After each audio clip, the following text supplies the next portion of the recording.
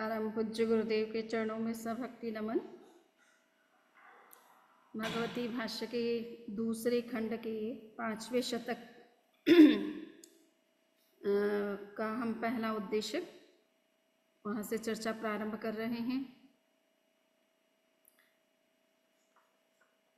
पहले उद्देश्य के पहले से 12वें तक सूत्र में विशेष रूप से सूर्य के बारे में, जो जम्बूद्वीप में 2 सूर्य माने गए हैं, वो उदित होते हैं और किस तरह से गति करते हैं, किस तरह से दक्षिणायन या उत्तरायण बनता है, और दिन और रात्रि का कालमान किस तरह से घटता बढ़ता और मैक्सिमम 18 मुहूर्त का हो जाता है, इस बात की विशेष चर्चा की गई है। साथ साथ में सूर्य का ताप क्षेत्र कितना होता है उसके बारे में भी चर्चा की गई है।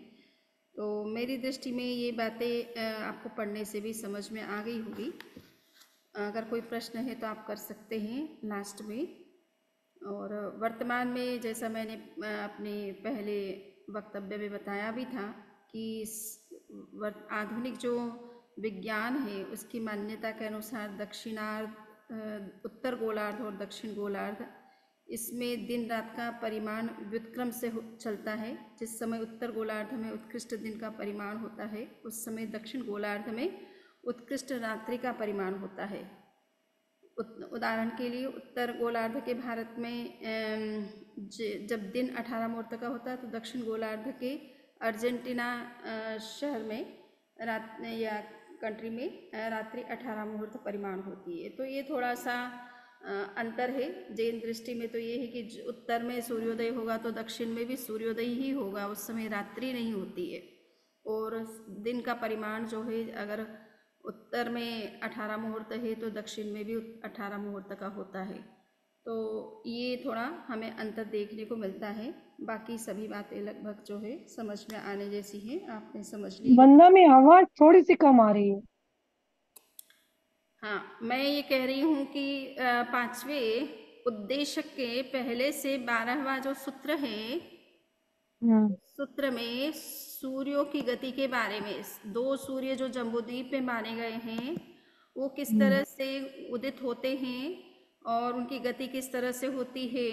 तो हर 6 महीने में एक जो है दक्षिणायन या उत्तरायण होता रहता है।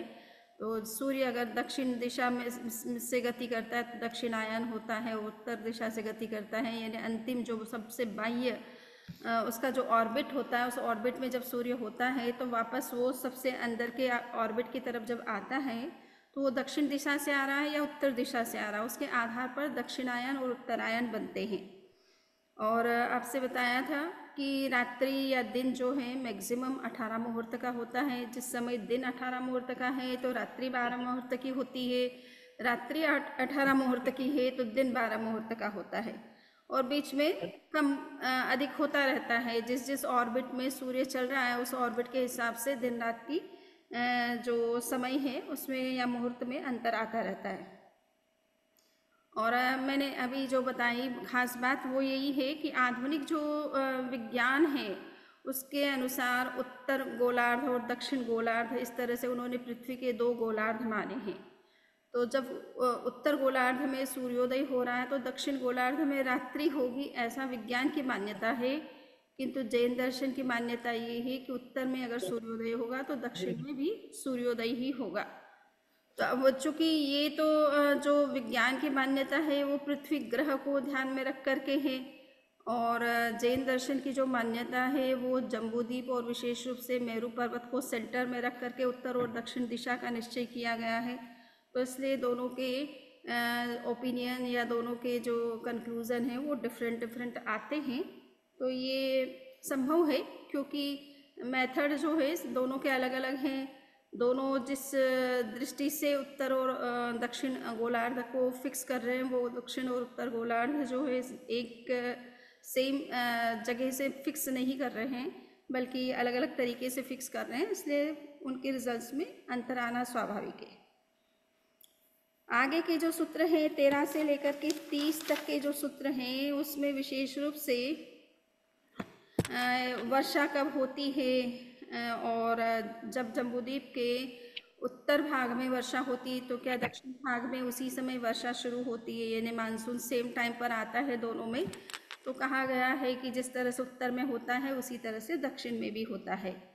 जहाँ तक समय की बात है कि समय से अवसर्पिणी उत्सर्पिणी कालखंड की बात है, तो उत्सर्पिणी अवसर्पिणी कालखंड भी जिस तरह से उत्तर में शुरू होता है उसी तरह से दक्षिण में शुरू होता है। किंतु जहाँ तक पूर्व पश्चिम की बात है, जहाँ महाविदेह है, वहाँ पर इस बात का निषेध किया गया है कि वहाँ उत्सर्पिणी या अवसर्पिणी इस कालखंड जैसा कुछ नहीं होता है। वहाँ समय अवस्थित है, यानी स्थिर है, एक ही जैसा चलता रहता है। तो ये 30 तक के सूत्रों में हमने बात देखी। पहला उद्देश्य हमारा 5वें शतक का पूरा हो गया है। अब दूसरा जो उद्देश्य है उसमें सूत्र नंबर 31 से लेकर के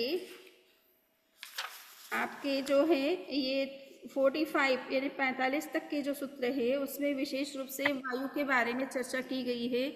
4 तरह की वायु होती है और यूँ 10 तरह की वायु भी कह सकते हैं, सभी दिशाओं और विदिशाओं को ध्यान में रख करके। तो ये कहा गया है कि 4 तरह से जो वायु होती है, ईशत पूर्ववात वायु होती है, मंद वायु होती है, मध्यम वायु होती है, महावायु होती है। तो ये सारी वायु का बारे में पूछा गया है कि ये किस तरह से चलती हैं। जिस समय पूर्व में चलती है उसी समय पश्चिम में भी उसी तरह से चलती है। तो यहाँ पर उसी का उत्तर देते हुए कहा गया है कि वायु जो है वो अपने चारों तरह की वायु चलती है, किंतु यह ध्यान देने की इतनी ही बात है कि द्वीप और समुद्र की, द्वीपों में जिस तरह से उत्तर में चलेगी उसी तरह से दक्षिण में चलेगी, परंतु द्वीप और समुद्र का जहाँ तक प्रश्न है तो जिस तरह से द्वीप में जब वायु जो चल रही है उससे विपरीत वायु समुद्र में चलेगी।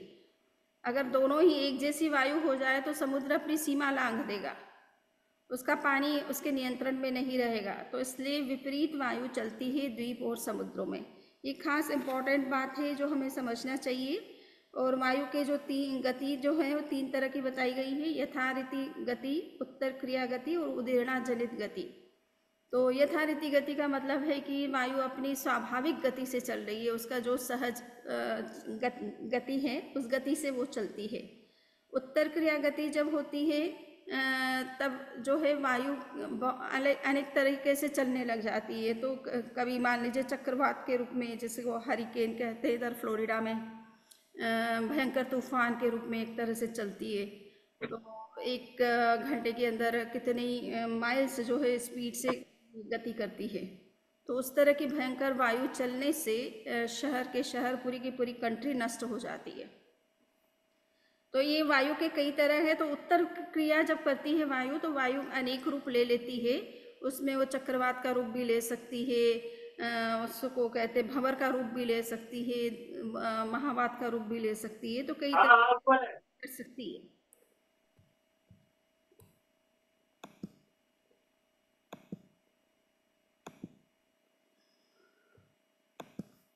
तो ये विशेष रूप से समझना है कि वायु में चूंकि वैक्रिय लब्धि मानी गई है, और वैक्रिय लब्धि का मतलब वो अनेक रूप धारण कर सकती है ऐसा नहीं, बल्कि अनेक तरह से गति कर सकती है।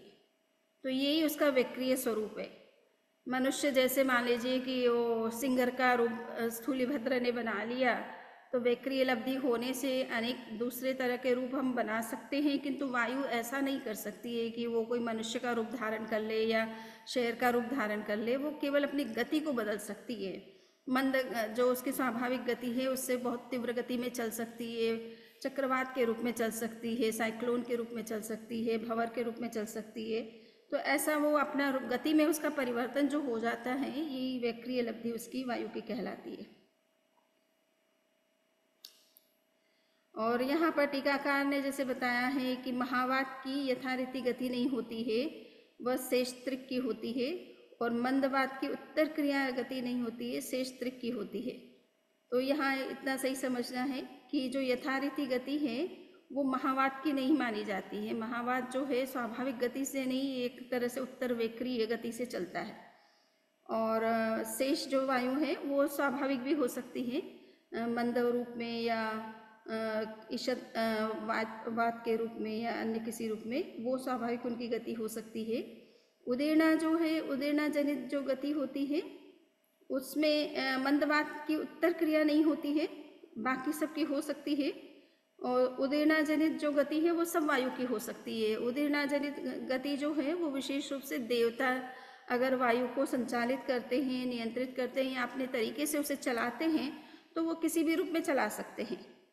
तो ये आपको बताया कि वायु कुमार और वायु कुमारिया, जिसको अपन भवनपति देव का एक प्रकार मानते हैं, तो वो वायु को अपने तरीके से भी संचालित कर सकते हैं।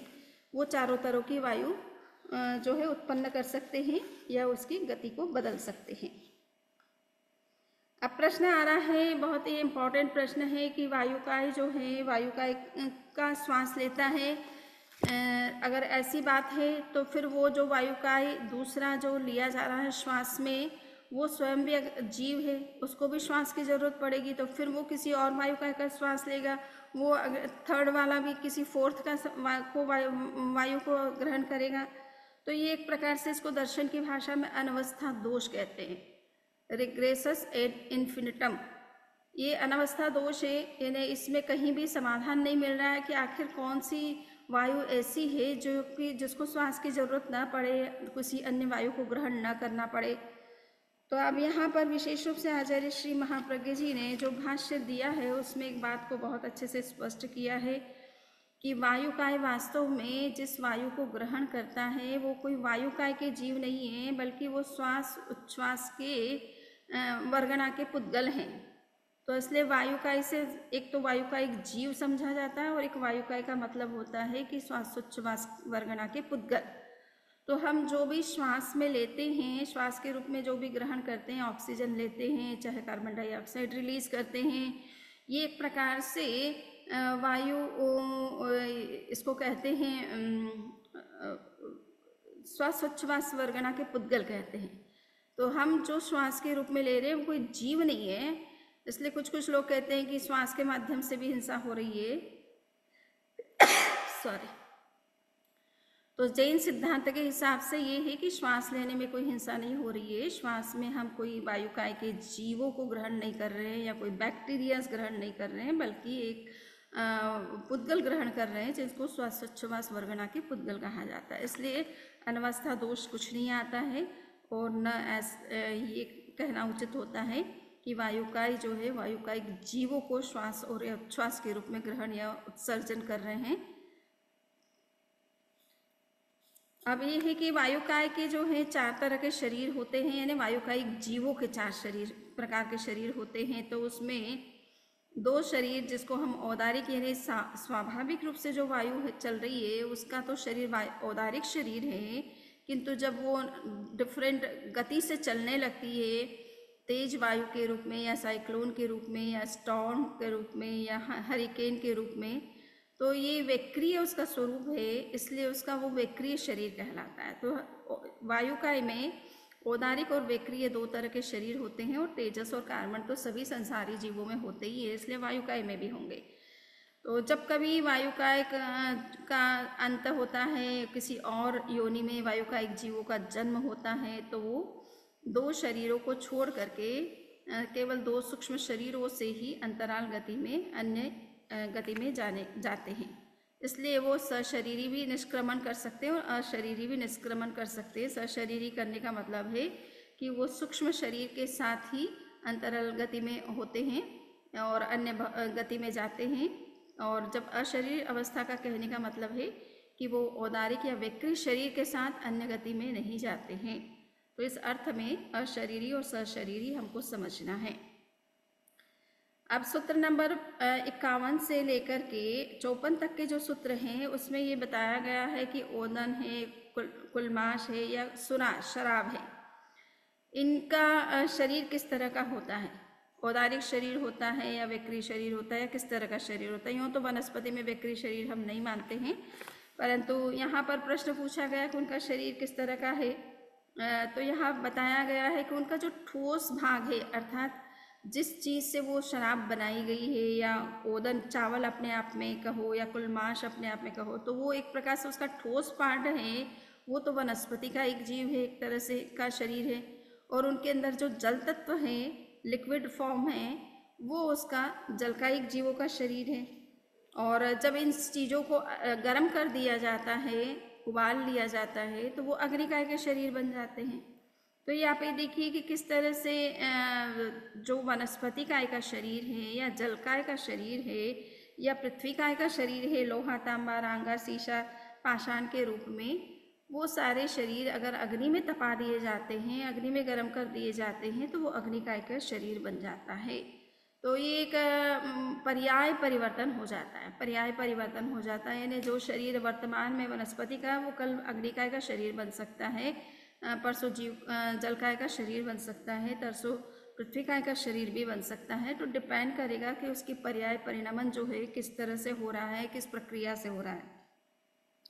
और इस संदर्भ में एक दर्शन संबंधी जो सिद्धांत की चर्चा आई है जिसको परिणामवाद कहते हैं। जैन तो परिणामवाद को मानते हैं और ये परिणामवाद जो है एक प्रकार से इसे पर्यायवाद भी कहो, परिणामवाद कहो।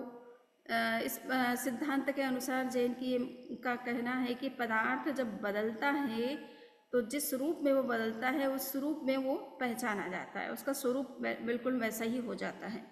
तो जिस उदाहरण के लिए मान लीजिए कि हमने दूध को दही में बदल दिया, तो अब वो दूध नहीं कहलाएगा, दूध की क्वालिटीज़ उसमें नहीं है, अब जो कुछ है वो दही की क्वालिटी से। तो जिस पदार्थ जो है दूध से दही बन गया तो दही का स्वरूप धारण कर लेता है, वो तद्रूप हो जाता है, तन्मय हो जाता है, उसकी सारी क्वालिटीज़ को ग्रहण कर लेता है। तो इसलिए ये एक परिणामवाद का जो सिद्धांत है ये बहुत ही दर्शन की और ध्यान के क्षेत्र में बहुत महत्वपूर्ण माना गया है। जैसे कि आचार्य कुंद ने कहा कि द्रव्य जिस भाव में परिणत होता है तत्काल वह तन्मय बन जाता है, यानी वो वैसा ही बन जाता है, जिस रूप में वो परिवर्तित होता है वो वैसा ही बन जाता है। इसलिए बुद्धिज़्म जो है, बौद्ध दर्शन जो है वो ये कहता है कि पदार्थ जब बदलता है तो पूरी तरह से बदल जाता है, वो पहले जैसा बिल्कुल नहीं रहता है। इसलिए वो कहते हैं कि पहले और पीछे के पदार्थ में कोई संबंध नहीं रहता है। जैन दर्शन ऐसा नहीं मानता है, जैन दर्शन परिणामी नित्यवाद को मानता है। वो कहता है कि भाई पहले वाला पदार्थ ही तो पीछे दही के रूप में, दूध ही तो दही के रूप में बदला है, तो दूध का ये एक उत्तर अवस्था है, एक नया स्वरूप है उसका। परंतु दूध अगर नहीं होता तो दही नहीं बनता, तो वो मूल तत्व ही इस रूप में परिवर्तित हो गया है, उसमें उस तरह की नई क्वालिटीज़, दही की क्वालिटीज़ आ गई है। बट इट डजेंट मीन कि आप पहले वाला चीज़ जो है वो पूरी ख़त्म हो गई। अगर वो दूध पूरा ख़त्म हो गया तो दही भी नहीं बनता, तो वो किसी न किसी रूप में, एसेंस के रूप में नेक्स्ट जो है फॉर्म के अंदर भी एग्जिस्ट करता है, रहता है। तो ये हमारा सिद्धांत परिणामी नित्यवाद है। उसके हिसाब से ये कि पदार्थ टोटली नष्ट नहीं होता है, केवल उसका रिफॉर्मेशन होता है, वो नया रूप धारण कर लेता है। आत्मा जो है मनुष्य से देव बन गई तो आत्मा तो रही, आत्मा अगर नहीं रहती तो देव रूप भी नहीं हो सकता था उसका।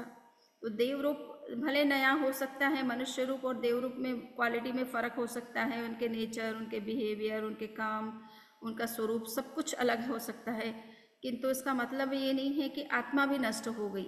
मनुष्य की जो के रूप में जो आत्मा थी वो कोई देव रूप में वो एग्जिस्ट नहीं कर रही है, आत्मा भी बिल्कुल टोटली चेंज हो गई, ऐसा नहीं होता है। आत्मा नई पर्याय को तो धारण कर सकती है, किंतु आत्मा का जो स्वरूप मनुष्य पर्याय में था, मूल रूप वही स्वरूप उसका वहाँ भी रहता है। तो मूल तत्व तो सुरक्षित रहता ही है, वो नए रूप धारण करता रहता है, नई पर्याय, नई अवस्थाओं को धारण करता रहता है। तो इसलिए पूरी तरह से कभी कोई पदार्थ नष्ट नहीं होता है। इसलिए पूर्व पर्याय और उत्तर पर्याय में एक अन्वय संबंध रहता है ना, उनके बीच में एक ऐसा तत्व है जो कि सेम है। सोने की एक रिंग हम लेते हैं और उस रिंग से हम मान लीजिए कि वो फिंगर रिंग थी, उसको हम ईयर रिंग बनाते हैं, तो सोना तो वही रहेगा ना, उसी सोने को हम ईयर रिंग में कन्वर्ट करते हैं। तो सोना जो पहले था वही बाद में भी है, केवल रूप उसका बदला है कि आपने उसको फिंगर रिंग से ईयर रिंग बना दिया है। तो ऐसा जो परिवर्तन हो रहा है उसमें मूल तत्व कहीं नष्ट नहीं होता है, वो तो सेकेंड रूप में भी आपको वही मूल तत्व दिखाई देगा। तो ये परिणामी नित्यवाद का सिद्धांत है। किंतु बुद्धिज़्म जो है वो ये मानता है कि ईयर रिंग और जो फिंगर रिंग है ये दोनों बिल्कुल सेपरेट हो गए। अब उस ईयर रिंग का फिंगर रिंग से कोई रिलेशन नहीं रहा, उसका कोई स्वरूप या उस प्रॉपर्टी उसके अंदर आपको नहीं दिखेगी, वो क्वालिटीज़ नहीं दिखेगी। ठीक है, एक पर्याय और दूसरे पर्याय में तो निश्चित रूप से कोई संबंध न रहा है, किंतु वो पर्याय जिस द्रव्य की है उस द्रव्य के साथ तो उसका निरंतर संबंध बना रहता है, बिना द्रव्य के कोई पर्याय हो ही नहीं सकती है। तो द्रव्य तो एग्जिस्ट करेगा तभी वो नई पर्याय उसमें उत्पन्न हो सकती है। और अब ये एक जो है इसमें ध्यान के क्षेत्र में भी इसलिए कहा जाता है कि हम अपने स्वभाव को बदल सकते हैं। आचार्य श्री महाप्रज्ञ जी ने प्रेक्षा ध्यान के अंतर्गत एक अनुप्रेक्षा का सिद्धांत दिया है कि हम अपने स्वभाव को अगर बदलना चाहें और उस तरह के संकल्प करें और संकल्प को रिपीटेडली जो है उसको दोहराएं, प्रैक्टिस करें, तो हमारा परिणमन वैसा ही हो जाता है। जैसा हम सोचते हैं हमारा व्यक्तित्व वैसा ही बन जाता है। और कहा भी जाता है what you are what you think. आप जैसा सोचते हैं वैसे ही आपका व्यक्तित्व का निर्माण हो जाता है। आप पॉजिटिव सोचते हैं, आपके हर व्यक्तित्व में हर चीज़ें जो है पॉजिटिव नज़र आती है। आप नेगेटिव सोचते हो तो हर चीज़ें आपको नेगेटिव लगती है और आसपास का परिदृश्य भी आपको सारा नेगेटिव रूप में दिखाई देता है। तो ये परिवर्तन हम जिस तरह से सोचते हैं या हमारे भाव जिस तरह से बनते हैं वैसा ही हमारा स्वरूप भी बन जाता है। तो ये दर्शन अध्यात्म के क्षेत्र में इसीलिए कि भाई परमात्मा का ध्यान करोगे तो आप परमात्मा बन जाओगे, और आप किसी शैतान का ध्यान करोगे तो आपके अंदर वो शैतान की जो क्वालिटीज़ है वो आ जाएगी। तो जिसका ध्यान करेंगे वैसे ही आपका स्वरूप बन जाएगा। इसलिए परमात्मा के स्वरूप का निरंतर ध्यान करना आवश्यक है, या शुद्धात्मा का स्वरूप का चिंतन करना आवश्यक है यदि हमें उस रूप में परिणत होना है। अभी यहाँ पर जो बात चल रही है वनस्पति वगैरह की, तो उसमें ये है कि वनस्पति का शरीर जब अग्नि में तपाया जाता है तो वो फिर अग्नि का एक शरीर बन जाता है। तो ये एक पर्याय परिवर्तन का जो सिद्धांत है, इस तरह का सिद्धांत हमें वैशेषिक दर्शन में देखने को मिलता है, यद्यपि थोड़ा भिन्न रूप में है। वहाँ पर दो तरह से पदार्थ में परिवर्तन माना जाता है। एक दो ट्रेडिशन है वहाँ पर। एक दार्शनिक एक प्रकार के दार्शनिक जो है वो परिवर्तन किस तरह से होता है उसको अलग तरह से व्याख्या करते हैं, उसका नाम है पाकज गुण। और पीलूपाक प्रक्रिया बोलते हैं, और एक बोलते हैं पीठर पाक प्रक्रिया। पीलूपाक प्रक्रिया में ये होता है कि मान लीजिए कि कुम्हार घड़ा बनाता है और वो अग्नि में उसको तपाता है। तो जिस समय वो घड़ा बनाया उस समय तो काली मिट्टी से उसने बनाया था, दिखने में वो काला लग रहा था, किंतु जैसे ही वो अग्नि में तपता है तो वो लाल हो जाता है। प्रश्न आता है कि घड़ा लाल कैसे हो गया? तो पीलूपाक प्रक्रिया वाले कहते हैं कि जब अग्नि में हम घड़ा डालते हैं तो उसके सारे एटम्स जो हैं एक बार के लिए अलग हो जाते हैं, और अग्नि का प्रवेश उनमें होने से उनका कलर बदलता है और फिर वापस वो कंबाइन होकर के हमें घट रूप में दिखाई देते हैं।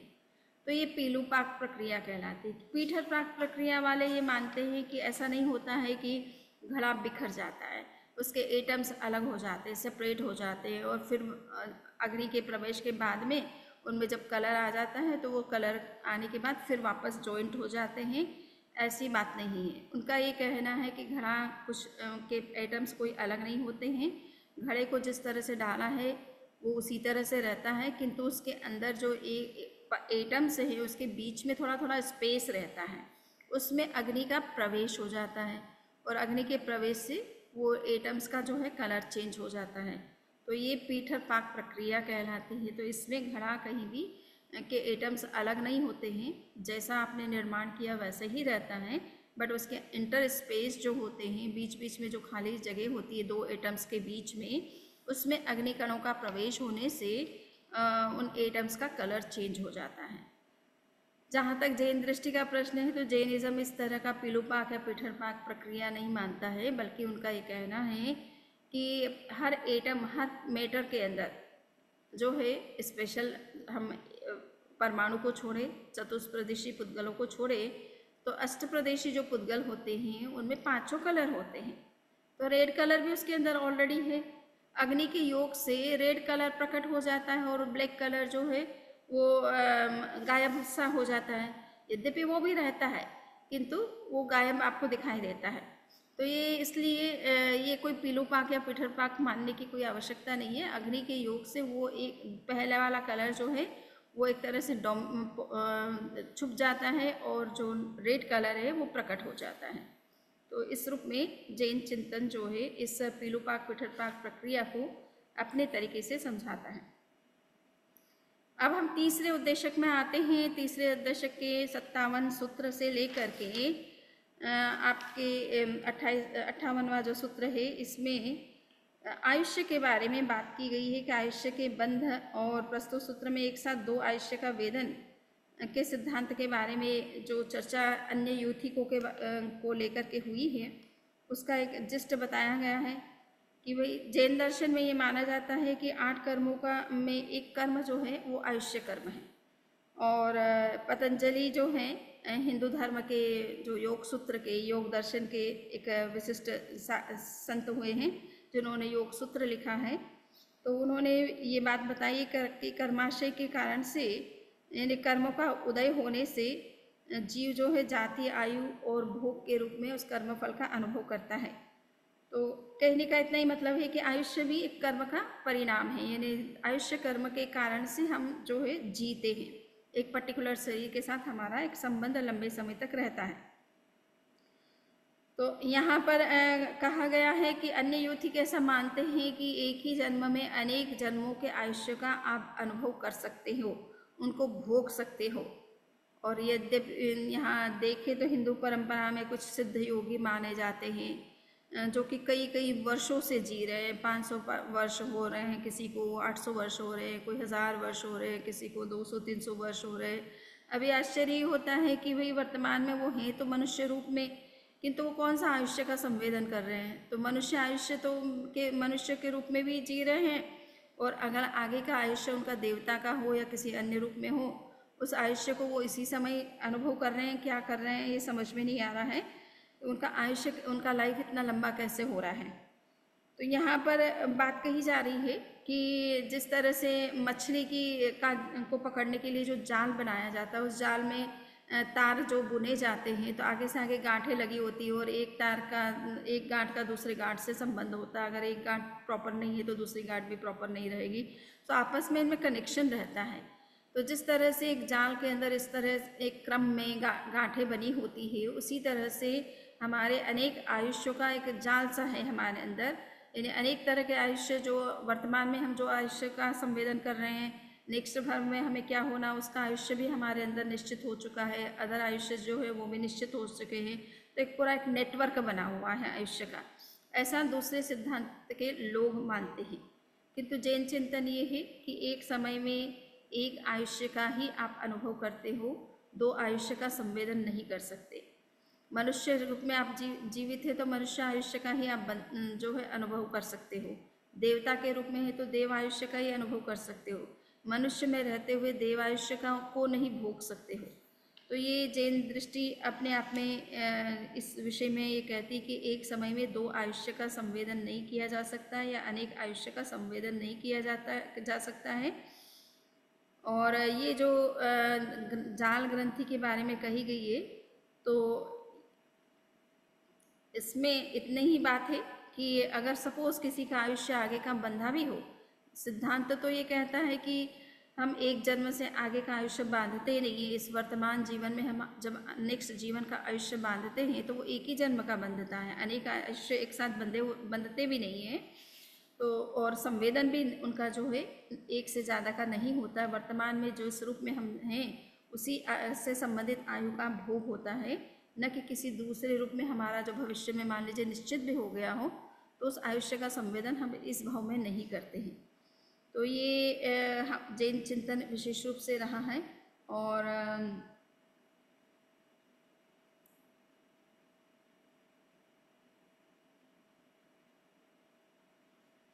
या अब है कि 59 जो सूत्र है, उस सूत्र से लेकर के आपके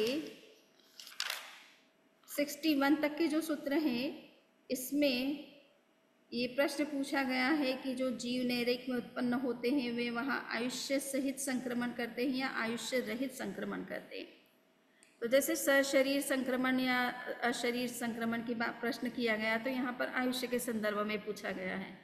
तो जैन चिंतन का यही है कि हाँ, सशरीरी तो हम मान लीजिए उत्तर औदारिक और वैक्रिय शरीर के साथ तो हम कभी निष्क्रमण नहीं करते हैं। अंतराल गति में सूक्ष्म शरीर ही होते हैं, स्थूल शरीर नहीं पाए जाते हैं। परंतु आयुष्य का जहाँ तक प्रश्न है, तो अंतराल गति में जीव जो है आयुष्य के साथ ही होता है। और कौन सा आयुष्य होता है, तो इसके विषय में कई विकल्प हैं, उन विकल्पों को समझ लेना अच्छा रहता है। तो यहाँ पर बताया गया है कि जैसे निरुपक्रम आयुष्य वाला अगर कोई मनुष्य है, आयुष्य के दो प्रकार हैं, सोपक्रम और निरुपक्रम। सोपक्रम आयु का मतलब है कि कोई शस्त्र से, कोई घटना से, कोई दुर्घटना से, कोई एक्सीडेंट से, कोई नेचुरल कैलेमिटीज के कारण से मनुष्य का आयु जो है समय से पहले भी संपन्न हो सकती है। और निरुपक्रम आयुष्य का मतलब है कि कितनी भी घटनाएं घट जाएं, कितना भी भयंकर तूफान आ जाए या भूकंप आ जाए या विस्फोट हो जाए, कुछ भी हो जाए, किंतु मृत्यु नहीं होगी व्यक्ति की, तो वो निरुपक्रम आयुष्य होता है। तो यहाँ प्रश्न किया गया कि निरुपक्रम आयुष्य का निश्चय कब होता है, तो कहा जाता है कि वर्तमान का जो हमारा आयुष्य होता है उसके तीसरे भाग में नेक्स्ट आयुष्य का बंधन होता है। किंतु अगर किसी का सोपक्रम आयुष्य का बंधन हुआ है तो सोपक्रम आयुष्य के बंध का जो समय है वो तीसरा भाग भी हो सकता है, नवा भाग भी हो सकता है, 27वां भाग भी हो सकता है, 81वां भाग भी हो सकता है, और अंतिम समय के मीन्स अंतर मुहूर्त के अंदर भी समय का आयुष्य का बंधन हो सकता है। इसी तरह से अगर असंख्यात वर्ष के आयुष्य वाला अगर मनुष्य है तो वो उसका आयुष्य भी 6 माह पहले बंधता है। तो ये एक खास बात समझने की है कि असंख्यात वर्ष आयुष्य वाला जो मनुष्य होता है उसके आयुष्य का जो बंधन है वो 6 माह, उसकी मृत्यु के 6 माह पहले होता है। असंख्यात वर्ष आयुष्य वाला चाहे पंचेंद्रिय तिर्यंच भी हो तो उसका भी आयुष्य का बंधन 6 माह पहले होता है। संख्य वर्ष आयुष्य वाला पंचेंद्रिय तिर्यंच है, किंतु अगर उसका आयुष्य निरुपक्रम आयुष्य है तो उसका नियम यही है कि वो उनका वर्तमान जो भव है उस भव का तीसरे भाग में आयुष्य का बंधन होता है।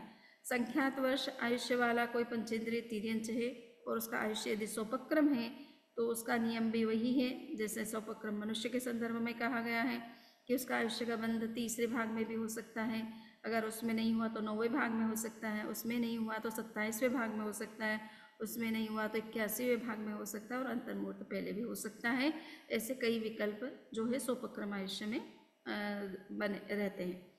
5 स्थावर 3 विकलेंद्रीय यदि निरुपक्रम आयुष्य वाले हैं तो उनका जो है वर्तमान आयुष्य का जो तीसरा भाग है उसमें वो आयुष्य का बंध होता है।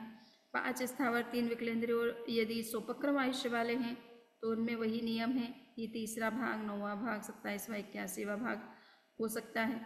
नैरेयिक, भवनपति, वानमंत्र, ज्योतिष और वैमानिक देव हैं, इनके संदर्भ में कहा जाता है कि इनका आयुष्य जब भी संपन्न होने वाला होता है उसके 6 महीने पहले नेक्स्ट आयुष्य का बंधन होता है। तो ये नियम हमें अगर समझ में आ जाए, और दूसरा ये है कि एक ये भी बताया गया है कि आयुष्य का अनुभव जो है किस तरह से होता है, तो उसमें ये बताया गया है कि पहले समय में अगर कोई जीव ऋजुगति से जाता है तो अपने जन्म स्थान पर, तो ऋजुगति से जाता है तो उसका जो पूर्व आयुष्य है, जैसे मनुष्य आयुष्य है, उस आयुष्य में ही वो जो है गति करता है, उसी की वही आयु उसकी चल रही है, मनुष्य आयु में ही वो दूसरी गति में चला जाता है। किंतु अगर वो वक्र गति से जा रहा है तो पहले समय में तो उसका पूर्व आयुष्य जो था वही रहता है, किंतु दूसरे समय में नेक्स्ट नया जहाँ पे उसका जन्म होना है उसका आयुष्य प्रारंभ हो जाता है। तो ये खास इम्पोर्टेंट बातें हैं जो हमें समझ लेना चाहिए। एंड अब बात है कि आयु बंध के साथ में 6 बातें निश्चित होती हैं। जाति, गति, स्थिति, अवगाहना का मतलब है शरीर, कौन सा शरीर हमको नेक्स्ट में मिलेगा, जैसी हमारी गति होगी उसके हिसाब से हमारा शरीर भी होगा, औदारिक होगा या विक्रिय होगा, सो वो भी सुनिश्चित होता है। प्रदेश कितने चूँकि हम उस भाव में कितने समय के लिए जिएंगे उस हिसाब से आयु कर्म के प्रदेशों का निर्धारण भी होता है। और अनुभाग, अनुभाग का मतलब है कि हमारा आयुष्य सोपक्रम होगा या निरुपक्रम होगा। यहाँ पर अपवर्तनीय, अनपवर्तनीय, दिगंबर परंपरा में इन शब्दों का प्रयोग किया जाता है, तो यहाँ वो शब्द भी दिए हैं। सो इस तरह से ये आयु संबंधी जो खास बातें थी वो मैंने आपके सामने डिस्कस की है। अब चौथा जो उद्देश्यक है, चौथा उद्देश्यक है 64 से लेकर के 64 सूत्र ही है जो कि सबसे इतना बहुत बड़ा सूत्र बनाया है। और इसमें विशेष रूप से ये जानने का प्रयास किया गया है कि शब्दों का जो श्रवण होता है वो किस तरह से होता है, स्पष्ट रूप में होता है या अस्पष्ट रूप में होता है। तो यहाँ बताया गया है कि हमारी 5 इंद्रियां हैं, 5 इंद्रियों के 5 विषय है, स्पर्श, रस, गंध, वर्ण और स्पर्श, रस, गंध, वर्ण और यहाँ शब्द। तो ये 5 विषय हैं। अब इसमें से स्पर्श, रस और गंध ये तो स्पष्ट बद्ध स्पृष्ट विषय होते हैं। ये केवल स्पर्श करने मात्र से पता नहीं चलते, बल्कि भीतर में प्रवेश करते हैं, उसको हम एक्सपीरियंस करते तब पता चलता है। किंतु शब्द जो होता है वो स्पष्ट होता है, जस्ट कानों में उसका प्रवेश होना जरूरी है, उसका संवेदन वहाँ नहीं होता है। शब्दों का केवल अर्थ समझने की आवश्यकता होती है, तो वो स्पष्ट होता है। और रूप का जहाँ तक प्रश्न है, तो आंखें चूँकि रूप को इस तरह से नज़दीक जा कर के ग्रहण नहीं करती, बल्कि दूर से ही देख लेती है, इसलिए आँखों को अप्राप्यकारी कहा गया है। विषय के साथ वो संपर्क नहीं करती है, दूर से डिस्टेंस से ही उसकी रेंज में अगर वो है तो उसे देख सकती है और जान सकती है। तो इस तरह से इंद्रियों के बारे में प्राप्यकारी और अप्राप्यकारी का भी कंसेप्ट है, प्लस बद्ध और स्पृष्ट, और बद्ध स्पृष्ट किसे कहते हैं ये भी समझने जैसी बात है। प्लस ये भी पूछा गया है कि जो शब्द होते हैं उनको जब वो सुनता है कोई भी व्यक्ति, तो वो किस तरह से अवगाढ़ होते हैं, अनंतर अवगाढ़ होते हैं, अणुरूप में या बाधा रूप में होते हैं, किन दिशाओं से वो ग्रहण करता है, आदि, मध्य और पर्यवसान तीनों समयों में शब्द को सुन सकता है वगैरह वगैरह, और स्विषय को सुनता है या अविषय को सुनता है। इस तरह से अनुपूर्वी यानी क्रम से सुनता है या क्रम से सुनता है, 6 दिशाओं से सुनता है या कुछ दिशाओं से सुनता है। ऐसे कई तरह से प्रश्न किए गए हैं और उन प्रश्नों के उत्तर स्पष्ट हैं कि सुनते समय श्रवण क्षेत्र में जो आत्म प्रदेश के साथ स्पष्ट शब्द को ही वो सुनता है, यानी जहाँ कोई शब्द हो रहा है, साउंड हो रही है, आप वहाँ पर हैं और उन शब्दों को आप सुन पा रहे हैं, तो ही आपको वो शब्द का ज्ञान होता है। तो सुनना यानी आपके साथ संपर्क उन शब्दों का होना आवश्यक है। एंड अवगाढ़ आत्म प्रदेशों के साथ एक क्षेत्र में अवस्थित शब्द को सुना जा सकता है, यानी जहाँ आप हैं वहीं शब्द हो तो आप सुन सकते हो, आप हैं कहीं और शब्द कहीं और हो रहा है तो दूर से सुनना बहुत मुश्किल हो सकता है। अनंतरावगाढ़ यानी आत्म प्रदेशों के साथ अव्यवहित रूप में अवस्थित शब्द को सुना जा सकता है। आत्म प्रदेशों के अव्यवहित का मतलब है कि बिल्कुल शब्दों और आत्मा या जो भी जीव है उसके बीच में कोई दूसरी चीज़ नहीं होनी चाहिए, बिल्कुल डायरेक्ट उनका कनेक्शन होता है तो ही उन शब्दों को सुना जा सकता है। अब है कि शब्दों को अणु रूप में सुनता है या बाधा रूप में सुनता है, तो यहाँ अणु और बाधा दोनों तरह से सुना जा सकता है, ये बात कही गई है। पर अणु का मतलब ये नहीं है कि भाषा वर्गना के पुद्गल जैसे चतुष्पर्शी माने जाते हैं और वो सूक्ष्म होते हैं। तो जो भी हम सुनते हैं वो कोई चतुष्पर्शी पुद्गलों को, भाषा के पुद्गलों को हम नहीं सुनते हैं, हम जो सुनते हैं वो अष्टस्पर्शी होते हैं। और वो अष्टस्पर्शी शब्द कैसे होते हैं, तो इसके बारे में कहा गया है कि जब कभी हम बोलते हैं तो हमारे मुँह से जब शब्द निकलते हैं, फूटते हैं, तो एक स्फोट होता है, एक साउंड होती है। उस साउंड से आसपास का जो अष्टस्पर्शी मैटर है वो भी शब्द में कन्वर्ट होता है, साउंड में कन्वर्ट हो जाता है, तो वो साउंड आप सुनते हो। ओरिजिनल जो भाषा वर्गना के पुद्गल जो होते हैं उनको हम नहीं सुन पाते हैं क्योंकि वो चतुष्पर्शी होते हैं, उनका ग्रहण हमारे लिए ईजी नहीं होता है। और ऊर्ध्ववर्ती, अधोवर्ती, तिर्यकवर्ती तीनों प्रकार के शब्दों को सुना जा सकता है ना। कहीं भी शब्द हो रहा है, चाहे ऊपर की तरफ हो रहा, नीचे की तरफ हो रहा, मध्यलोक में हो रहा है, जहाँ आप हैं, आपकी रेंज में हैं, आपकी कैपेसिटी के अंदर है, तो आप उसे देख सुन सकते हैं। आदि, मध्य और पर्यवसान यानी शब्द को कोई बोलना शुरू करता है और बीच में शब्द का जो स्वरूप होता है और अंत में वो जो जब फिनिश करता है, तो ये सभी अवस्था में आप शब्द को सुन सकते हो। स्विषय शब्दों को ही सुनते हैं, यानी आपकी रेंज में आपकी जो है कैपेसिटी होनी चाहिए उन शब्दों को ग्रहण करने की। अगर बिलो रेंज है या अबव रेंज है तो आप उस तरह की डेसिमल की जो साउंड है उसको नहीं सुन सकते हो। तो ये आपके कैपेसिटी के अंदर ही होनी चाहिए। और साथ साथ में अनुपूर्वी यानी क्रम से ही आप सुन सकते, अक्रम से नहीं सुन सकते हो। सामने वाले ने एक शब्द बोला, फिर दूसरा बोला, तीसरा बोला, चौथा बोला, तो चारों शब्दों को एक साथ नहीं, एक शब्द बोला तो एक को ग्रहण करोगे, फिर दूसरे को करोगे, तीसरे को करोगे, इस क्रम से आप ग्रहण कर सकते हो। एक साथ सारे शब्दों को ग्रहण करना संभव नहीं है। और 6 दिशाओं से ग्रहण किया जा सकता है। क्यों किया जा सकता है? यहाँ पर देखिए, तत्व ज्ञान की दृष्टि से हम भाषक और अभाषक की बात करते हैं। इन्हें एकेंद्रीय जीव अभाषक होते हैं, उनके पास जीव नहीं है, रसना नहीं है, रसनेन्द्रिय नहीं है, तो वो बोल नहीं सकते हैं।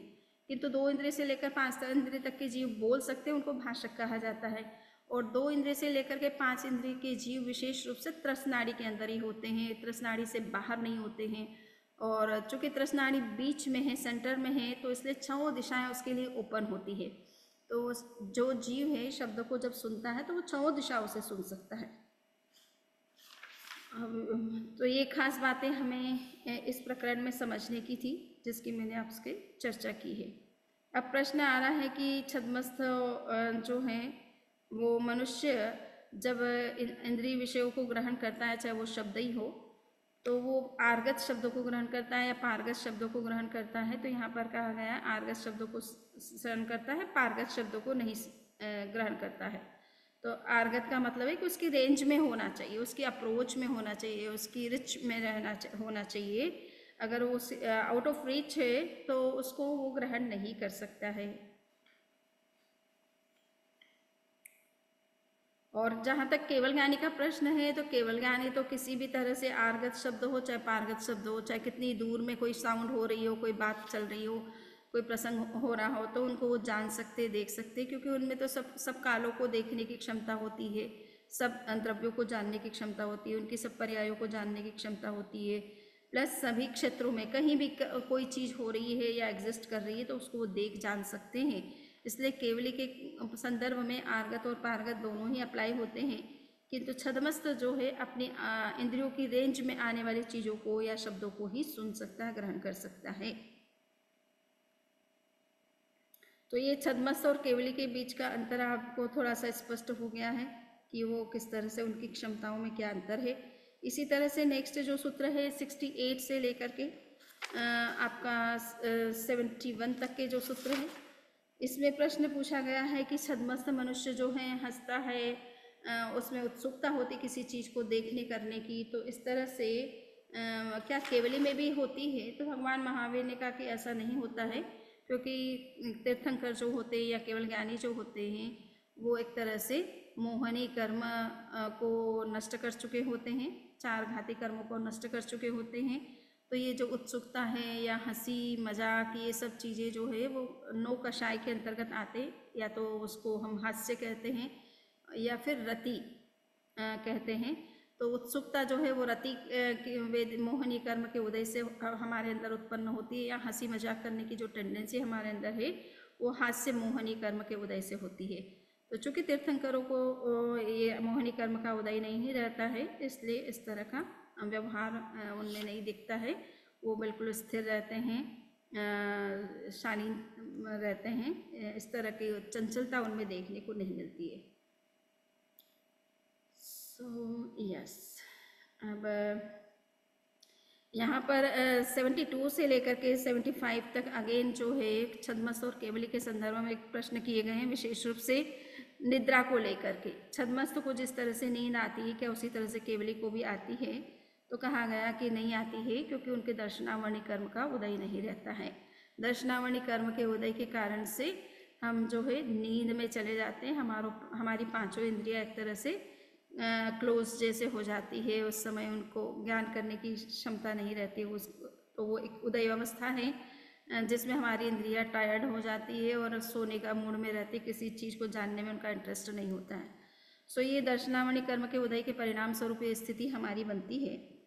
या कुछ लोग इसको मनोविज्ञान वाले कह देते कि व्यक्ति जो है टायर्ड हो जाता है, तो फिर वो थक जाता है, तब उसकी इंद्रियां जो है जवाब देने लग जाती है, उनको आराम चाहिए, उनको किसी चीज़ को जानना नहीं, देखना नहीं।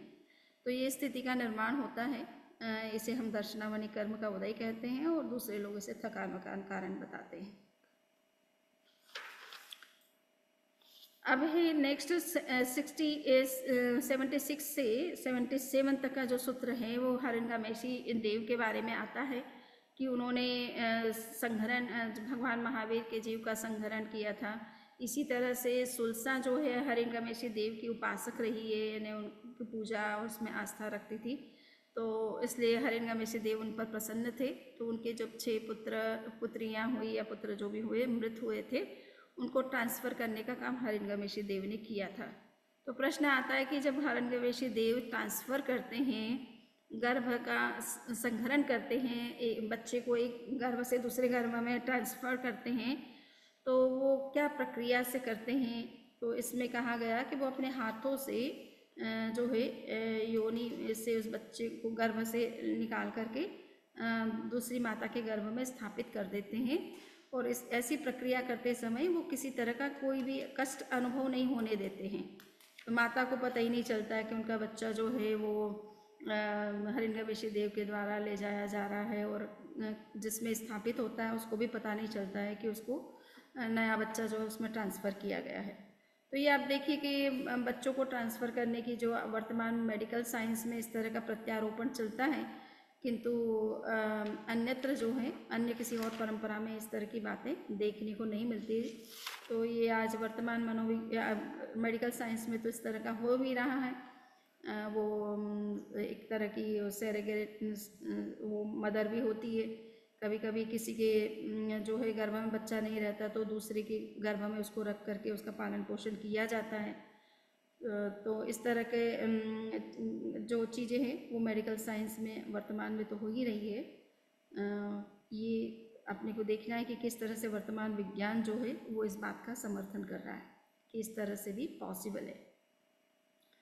फिर अतिमुक्तक मुनि के संदर्भ में प्रश्न आ रहा है 678 से लेकर के 82 तक का, और उसमें आप देख रहे हैं कि अतिमुक्तक कहा जाता है कि 6 वर्ष की उम्र में ही दीक्षित हो गए थे, बहुत छोटे थे, बहुत बच्चे थे और बहुत सरल रिजुर थे। बच्चा तो ऐसे भी जनरली सरल ही होता है, बड़ा होकर के चाहे वो कितना ही कुटिल निकले, परंतु बाल्यावस्था में तो वो सरल ही दिखता है। परंतु अतिमुक्तक मुनि जो है वो सरल थे, मूल में भी सरल थे बहुत। और कहा जाता है कि उनको बाहर शौच के लिए जाना था, तो वो बहुत बारिश हो रही थी, उसमें वो पात्र और ओघा लेकर के जब निकलते हैं तो बीच में देखते हैं कि पानी बहुत है, तो मिट्टी का पाल बना करके उस पानी को रोक लेते हैं। और बच्चे होते हैं नौका बना बना करके तिराना, ये उसका शौक होता है। तो उन्होंने उनके पास वो तो सब चीज़ नहीं थी, पात्र जो था उसी को वो तिरा रहे थे, ये मेरी नौका है, ये मेरी नौका है, ऐसा करके वो पात्र को पानी में तिरा रहे थे। और पानी तो चूँकि सचित्त जल था, और जब दूसरे संतों ने देखा ये बात कि देखो छोटा मुनि है, इसको इसका ज्ञान नहीं है, साधु तो बन जाते हैं, नियम का पूरी तरह से ज्ञान होता नहीं है, पालन करते नहीं, इनका कैसे इनका कल्याण होगा। तो वो जाकर के भगवान महावीर से प्रश्न करते हैं कि उसका कब मोक्ष होने वाला है, कितने भाव उनका बाकी है। तो भगवान ने कहा कि वो इसी जन्म में मोक्ष जाने वाला है, इसलिए तुम उनकी निंदा मत करो, आलोचना मत करो, ये मत सोचो कि वो साधु बन गया इतनी छोटी उम्र में और किस तरह से संयम का पालन करेगा, इसको अभी तो ज्ञान ही नहीं है, तो ऐसा मत सोचो, इसी भाव में उसकी मुक्ति होनी है। तो ये आप देखिए, और अग्लान भाव से तुम इस छोटे मुनियों की सेवा करो। संतों ने फिर भगवान महावीर की बात का ध्यान रख करके उनका उसी तरह से ध्यान रखा। तो यहाँ तक के जो सूत्र हैं वो आपको मैंने बताए हैं। अब है कि महाशुक्र 83 से लेकर के 88 तक के जो सूत्र है उसमें आता है कि महाशुक्र विमान के जो महर्दिक 2 देव थे, उन्होंने भगवान महावीर से मानसिक रूप में कम्युनिकेशन किया था, मेंटल कम्युनिकेशन। वो भगवान महावीर के सामने उपस्थित थे, आए भी थे, परंतु जब कम्युनिकेशन उन्होंने किया तो कोई बोल करके प्रश्न नहीं किए, बल्कि मेंटल जो है कम्युनिकेशन उन्होंने किया था, और उसमें भगवान महावीर ने उनको वैसे ही मेंटल रूप में ही उत्तर दिया था। प्रश्न आता है कि भगवान महावीर ने मन का प्रयोग किया है, यूँ तो तीर्थंकर अनिंद्रिय माने जाते हैं, यानी इंद्रियों का कोई उपयोग नहीं करते हैं, तो उनमें भाव मन का भी जो है अस्तित्व उस रूप में नहीं माना जाता है। तो फिर मन से किस तरह से कम्युनिकेशन किया गया है, तो बात यहाँ पर यही समझना है कि वो भाव मन का उपयोग नहीं कर रहे हैं, उनको तो साक्षात चीज़ों का ज्ञान हो रहा है, इसलिए मन से सोचने की कोई आवश्यकता नहीं है उनको। किंतु हाँ, वो जब उत्तर दे रहे हैं तो मनोवर्गणा के पुद्गल जो विचार के रूप में परिणत हो सकते हैं, और देवता उसको समझ सकते, पकड़ सकते हैं। तो उसी रूप में उनको विचारों को का निर्माण तो करना पड़ता है। तो विचार रूप में जो कुछ कम्युनिकेशन उनको करना है वो करते हैं। बाकी जानने के लिए उनको मन की कोई आवश्यकता नहीं होती है, ना भाव मन का ज़रूरत नहीं होती है, द्रव्य मन का वो प्रयोग कर सकते हैं। तो इस रूप में उत्तर दिया गया है। और आचार्य यहाँ पर आप जयाचार्य की गाथा का भी उल्लेख किया गया है कि जयाचार्य ने भी इस बात को कहा है कि तीर्थंकर नमीनाथ के बारे में कि किस तरह से देवता उनसे कम्युनिकेशन करते हैं और वो मन से उनका उत्तर देते थे। तो मानसिक कम्युनिकेशन ये एक तरह से उच्च कोटि की चीज़ है और ये संभव भी है। आचार्य श्री महाप्रज्ञ जी ने तो ये भगवान महावीर से, देवर्षि क्षमा श्रमण से, गौतम स्वामी से प्रश्न किए थे और उन्होंने वो तो चलो उनके पास तो अभी द्रव्यमन की भी कोई बात नहीं है, वो सीधा चेतना से कम्युनिकेशन हो रहा था, उसमें तो मानसिक कम्युनिकेशन भी नहीं, चेतना से चेतना का कम्युनिकेशन हो रहा था। और उन्होंने भगवान महावीर ने जो उत्तर दिए उसको पकड़ने की कोशिश की। अंत में वो देवर्षि क्षमा श्रमण ने जो उनको उत्तर दिए उन उत्तरों को उन्होंने पकड़ लिया था और उसके आधार पर ही कुछ बातें उन्होंने श्रमण महावीर पुस्तक में लिखी है। सो ये इस तरह से मन से मन के द्वारा कम्युनिकेशन, जिसको हम टेलीपैथी कहते हैं, एक तरह से ये भी संभव हो सकता है।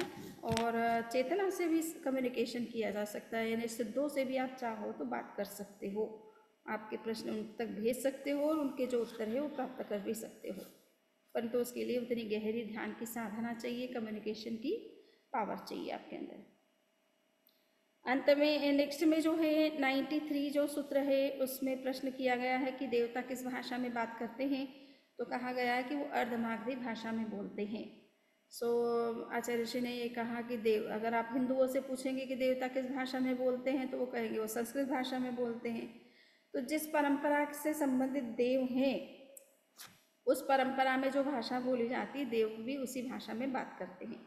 तो चूँकि जैन आगम या तीर्थंकर अर्धमागधी भाषा में बोलते थे, इसलिए देवता से कम्युनिकेशन भी जो होता था वो उसी भाषा में होता था।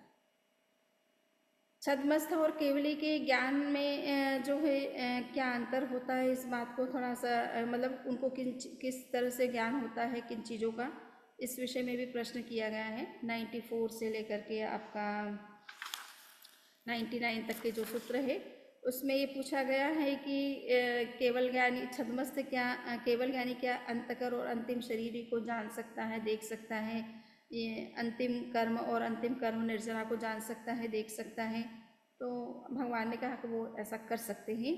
और जहाँ तक है छद्मस्थ, तो छद्मस्थ ऐसा नहीं कर सकते हैं क्योंकि उनकी इतनी कैपेसिटी नहीं होती है कि वो इस तरह की चीज़ों को जान सके।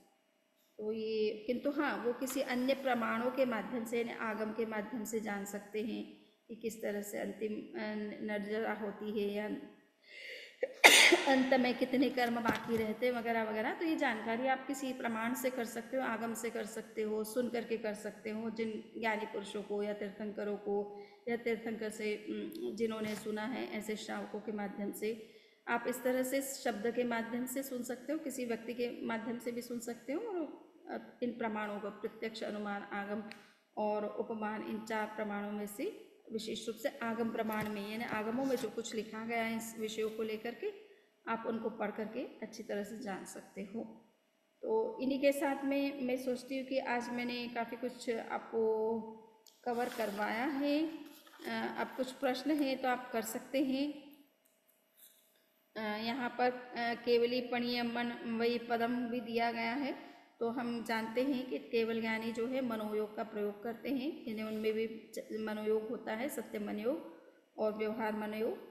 तो इस अर्थ में मन का भी वो प्रयोग यानी द्रव्य मन का प्रयोग वो कर सकते हैं, वाणी का प्रयोग कर सकते हैं, कायिक चेष्टाएँ भी कर सकते हैं। तो इतना तो योग की दृष्टि से उनमें ये तीनों योग पाए जाते हैं।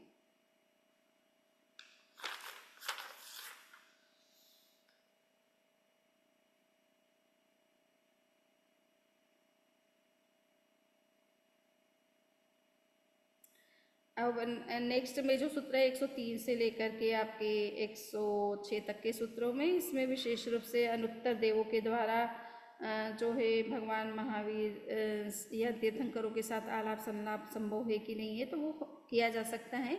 और भगवान जो भी उत्तर देते हैं उसको अनुत्तर देवलोकों के जो देव है अपने स्थान पर रह कर के ही उसे जान लेते हैं और देख लेते हैं, और वो कम्युनिकेशन भी वहीं बैठे बैठे ही करते हैं। तो यहाँ पे देखिए जयाचार्य ने लिखा, सुर अनुत्तर विमानना सेवेरे प्रश्न पुच्छा उत्तर देवेरे अवधि ज्ञान करी जान लेवे प्रभु नाम नमी नाथ जी मुझे प्यारा रहे। यानी वो अनुत्तर विमान के देव नीचे नहीं आकर के प्रश्न करते, वो अपने स्थान पर रहते रहते ही प्रश्न करते हैं और उनको उत्तर जो दिया जाता है यहाँ पृथ्वी से वो उन उत्तरों को अपने अवधि ज्ञान के माध्यम से जान लेते हैं। और नेक्स्ट है कि अनुत्तर अपपातिक देव जो है वो प्रशांत मोह वाले होते हैं, क्षीण मोह वाले होते हैं, अवदीर्ण मोह वाले होते हैं। तो यहाँ पर कहा कि वो प्रशांत मोह वाले होते हैं, बट उपशांत मोह का मतलब ये नहीं है कि उनका मोहनी कर्म उपशांत हो गया, कोई वो 11वें गुण स्थान के जीव हैं, ऐसा नहीं समझना है। उपशांत का मोह का मतलब है कि उनके अंदर जो वेद यानी कामुकता वासना जो होती है, सेक्सुअल डिज़ायर्स, वो उनमें शांत रहती है, इसलिए उनको अप्रविचार कहा जाता है। यानी वो देव जो है इस तरह से किसी के साथ शारीरिक संबंध नहीं करते या उनकी कामना नहीं करते हैं या उसको देख इस तरह से देवियों के स्वरूप को देखते भी नहीं हैं। वो अपने में आत्मस्थ रहते हैं, आत्मलीन रहते हैं, उनके भीतर ही आनंद इतना रहता है, उनको इन सब बाहरी जो है आकर्षण से उनको कोई मतलब नहीं रहता है। तो इस अर्थ में उपशांत मोह को समझना है। और 108 से लेकर के 109 तक के जो सूत्र में विशेष रूप से केवल ज्ञानी जो है इंद्रियों के द्वारा जानते देखते हैं, ये बात सही है या नहीं है। तो इसमें यही है कि केवल ज्ञानियों को इंद्रियों की आवश्यकता नहीं होती है। वो चूँकि अपरिमित और अपरिमित सब चीज़ों को जान देख सकते हैं, तो इंद्रियों में तो इतनी क्षमता नहीं होती है कि वो दूर की चीज़ें को देख सके, सारे कालों सारे देशों में रहे हुई चीज़ों को जान सके। इसलिए, और क्योंकि उनके पास केवल ज्ञान और केवल दर्शन जो है दोनों होते हैं, ज्ञानावरण और दर्शनावरण का विलय हो जाता पूरी तरह से, तो उनमें असीम को जानने की क्षमता होती है और वो इंद्रियों में होती नहीं है, इसलिए इंद्रियों की उपयोग की आवश्यकता उनको नहीं होती है। सो ये अतीन्द्रिय ज्ञान किस तरह से होता है, इसको आपको समझाया, अतीन्द्रिय ज्ञान की क्या लिमिटेशन या क्या स्वरूप होता है, और केवलियों की योग चंचलता का पद बताया गया। तो यहाँ पर एक जो प्रश्न किया गया वो बड़ा आश्चर्यकारी प्रश्न है कि तीर्थंकर जिस आकाश पर अपना हाथ पैर रखते हैं या जिस भूमि पर बैठते हैं, सेकंड टाइम वो उसी जगह पर बैठ सकते कि नहीं बैठ सकते हैं। तो इसमें बताया कि भाई शरीर, चूँकि वो जब कोई क्रिया करते हैं तो शरीर के माध्यम से करते हैं और शरीर में क्या है, चंचलता बनी रहती है, तो बिल्कुल सेम उसी स्पेस पॉइंट पर वो बैठेंगे ऐसा आवश्यक नहीं है। तो इसलिए ऐसा होता नहीं है कि वो उसी जगह पर बैठेंगे। और इसके लिए कहा जाता है कि विदेश के एक मतलब वेस्टर्न एक फिलोसोफर है हेराक्लाइटस, उनका ये सिद्धांत भी रहा है कि you can not step toys into the same water, आप सेम पानी के अंदर 2 बार अपने पैर नहीं डाल सकते हो।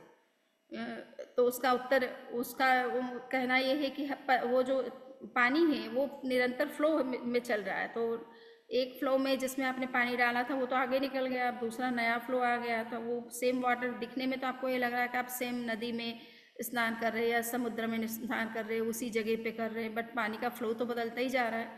तो इसलिए उनका तो कहना उस अर्थ में है। यहाँ पर जो उत्तर दिया गया है वो ये है कि स्पेस तो कोई बदलता नहीं है, स्पेस तो जहाँ है, जैसा है, जिस रूप में है वैसा ही रहता है, किंतु फिर भी केवल उस सेम स्पेस पर बैठ नहीं सकते हैं।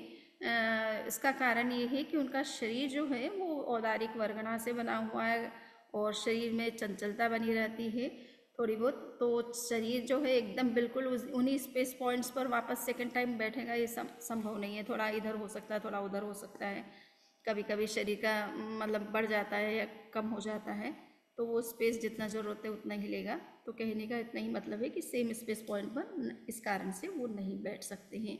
और अब है चतुर्दश पूर्वी के साथ सामर्थ्य की बात पूछी गई है कि वो किस तरह से एक ही चीज़ से अनेक चीज़ बना सकते हैं, तो बना सकते हैं। और उसके लिए कहा गया है कि वो उत्करिका भेद से उस मेथड से वो अनेक चीज़ों का निर्माण कर सकते हैं, उनके पास अनेक लब्धियाँ रिद्धियाँ सिद्धियाँ होती है, तो वो ऐसा कर सकते हैं। तो इसी के साथ में मैंने 4 उद्देशक फिनिश कर दिए हैं 5वें शतक के। आगे के उद्देशक को हम नेक्स्ट क्लास में पूरा करेंगे, आप उसे पढ़ लें। कोई प्रश्न है तो ज़रूर आप पूछें, और अगर आप पढ़ करके आए हैं पूरा शतक और अभी प्रश्न करना चाहें तो कर सकते हैं, कल मैं क्लास नहीं लूँगी, कल थोड़ा मैं बाहर जा रही हूँ, तो इसलिए क्लास आपकी नहीं होगी। आप आगे के चैप्टर्स उद्देश्यक हैं वो स्वयं पढ़ ले, और कोई प्रश्न है तो नेक्स्ट टाइम पूछ ले, तो हम नेक्स्ट में छठे शतक से चल सकते हैं। तो अब आपको कोई क्वेश्चन है तो आप कर सकते हैं, मैं अनम्यूट कर रही हूँ।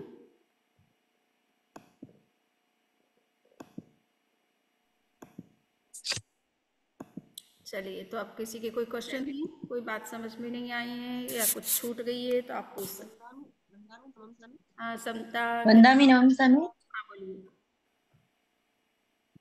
जो आपने भी बोला कि जो तृष्णाड़ी में जो द्विंद्रिय से लेके जो भाषुक जीव रहते हैं हाँ, वो सुनते, वो छह दिशाओं से सुनते हैं, पर द्विंद्रिय से ले तीन विकलेंद्रिय जीवों में तो श्रोतेंद्रिय होती नहीं है, वो सुनते कैसे हैं?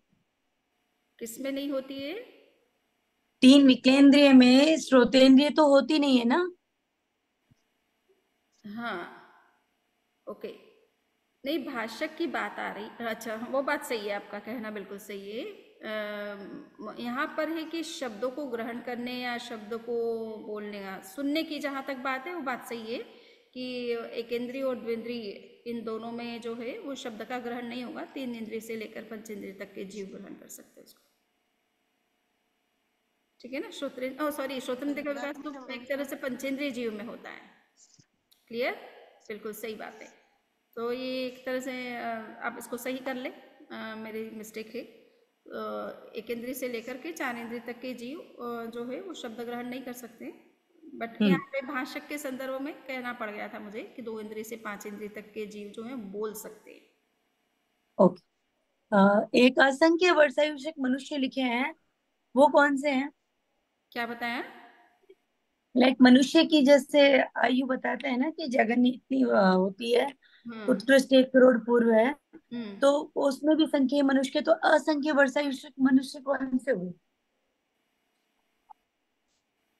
असंगी मनुष्य, असंख्येय, असंख्येय। असंख्य वर्ष आयुष्य, ओके। सो हाँ, कहा वो जाता आपने है, देखिए आप जो है ये आप छह अकर्म भूमियों के मनुष्य का आयुष्य 1 पल्योपम, 2 पल्योपम, 3 पल्योपम इस तरह से होता है। इसी तरह से हमारे ये अवसर्पिणी कालखंड के पहले दूसरे तीसरे आर्य के मनुष्य भी जो असंख्य संख्यात वर्ष का था ना, पल्योपम में था ना, ठीक है। अच्छा, हम्म। एक महाराज वंदना में ये राग एक इंद्रिय जी होती है क्या? राख एक इंद्रिय जीव होती, क्योंकि राख किसकी बनी है? या तो आपने कोई लकड़ी कोई जलाई नहीं। है या कंडे जलाए हैं, या फिर कंडे का स्पेशल जो बात है उसमें एक इंद्रिय और पंचेंद्रिय दोनों से वो प्रयोग परिणत माना जाता है। इन्हें मान लीजिए कि गाय ने या भैंस ने घास खाई और फिर गोबर किया ना, सो वो पहले तो वनस्पति काय का था, फिर बाद में वो उनके जीवों के शरीर में जा कर के उनके अंदर जो प्रोसेस हुई तो उसको पंचेंद्रिय प्रयोग परिणत भी माना जाता है साथ में, और बाहर आने पर वो जो है अग्निकाय का शरीर बन सकता है। तो वंदा में ये राख में एक इंद्रिय जीव ऐसे कैसे होता है? राख नहीं, जैसे एक इंद्रिय इसलिए, राख जैसे राख आप किसकी चीज बनाते हो बताओ, राख किसकी बनाते हो? राख तो ये मतलब या तो लकड़ी की होगी, कंडे की, किसी की भी वो राख है, या तो किसी कोई भी वस्तु को जलाते हैं तो हाँ, तो उसकी राख है, बट वो तब वो लिविंग है क्या? नहीं, वो कहा शरीर की बात आ रही है, जीव तो निकल गया उसका, है ना। उस प्रोसेस में जीव तो निकल गया, जला दिया तब तो जीव तो नहीं रहा ना। परंतु ये पूछा हाँ। जाना है कि पूर्व भाव की दृष्टि से देखा जाए, उनकी पूर्व अवस्था की दृष्टि से देखा जाए, तो वो ओके। वनस्पति काय का शरीर था। जलने के हम्म। बाद, गर्म करने के बाद वो जो है अग्निकाय का शरीर बन गया। ओके। क्लियर? हाँ। अच्छा। और किसी के प्रश्न हैं? वंदामी नमक में हाँ बोलो। अति मुक्तक वाला जो है ना, 6 वर्ष के दीक्षा लेते हैं, तो 6 वर्ष के दीक्षा मतलब कल पाता है क्या? जैसे अब कर यही अभी उसमें पहले पढ़ा आपने था पढ़ने। आपने देखा आचार्य ऋषि ने कहा कि ये बात जो है वृत्तिकार ने आश्चर्य ही मानी है, पर ये तीर्थंकरों के लिए एक्सेप्शन नहीं होता ना कोई चीज। नियम हम आचार्यों के, वर्तमान आचार्यों के लिए नियम है कि वो उससे पहले दीक्षित न करे। तीर्थंकर तो केवल ज्ञानी होते, वो उसके भविष्य को जानते हैं कि वो किसी भी उम्र में 4 वर्ष का हो चाहे जन्मा हुआ तो भी वो दीक्षित कर सकते चाहे तो। ये तीर्थंकरों के लिए नियम नहीं होते, ये सारी व्यवस्थाएं जो है ना अक्षत मस्तक के लिए है। नहीं तो फिर वो एक प्रश्न आता है ना कि केवलियों का संयम का मतलब कितना, एक कुछ कम करोड़ पूर्व का होता है आयुष्य। हाँ, तो वो, हाँ, 9 वर्ष के दीक्षा ले तो वो वाला होता है। तो फिर इसमें 6 वर्ष का और 9 वर्ष का वो। देखिए, आप ये हमसे समझिए कि हमेशा दो तरह के रूल्स काम करते हैं दुनिया में। एक होते हैं ओके। जनरल रूल और एक होता है एक्सेप्शनल रूल। ठीक है ना? तो ये एक्सेप्शनल रूल है। ठीक है? कभी कभी ऐसे केस होते हैं, ये कोई अनंत काल में ऐसे केस हो जाते हैं, हमेशा नहीं होते, ओके। है ना? ये कोई जनरल ओके। नहीं है। तो रूल जो भी बनाए जाते हैं वो जनरल की अपेक्षा से बनाए जाते हैं, किंतु एक्सेप्शनल के लिए कोई रूल अप्लाई नहीं करते। ओके। ठीक है? बंदा हाँ। कृपा करें। कल क्लास नहीं है, आप अपने आप पढ़ लेंगे और हो सकता है क्वेश्चन पेपर आपको मिल ही गया हो, आप उनका आंसर जो है वो करने की कोशिश करें। आगे का जो उद्देश्य है वो पढ़ लें, कोई क्वेश्चन हो तो नेक्स्ट में उसको पूछ लें। ठीक है?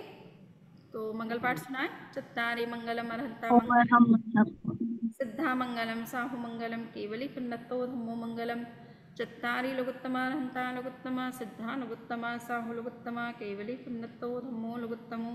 चत्तारि शरणं भवज्जामि अरहन्ते शरणं भवज्जामि सिद्धे शरणं भवज्जामि साहु शरणं भवज्जामि केवली पुन्नतं धम्मं शरणं भवज्जामि। विघ्नहरण मंगलकरण स्वाम भिक्षुरो नाम गुण ओलख सुमिरन किया सरे अचिंत्य। कृतज्ञ उसमें। हम स्वामी, हम सब आपके आभारी हैं। वंदामि समय जी। प्रत्यज्ञोस्मि वन्दामि। आधा प्रत्यज्ञोस्मि। तो 10-12 लोग वो ही सब हैं आपका क्लास में। आभारी।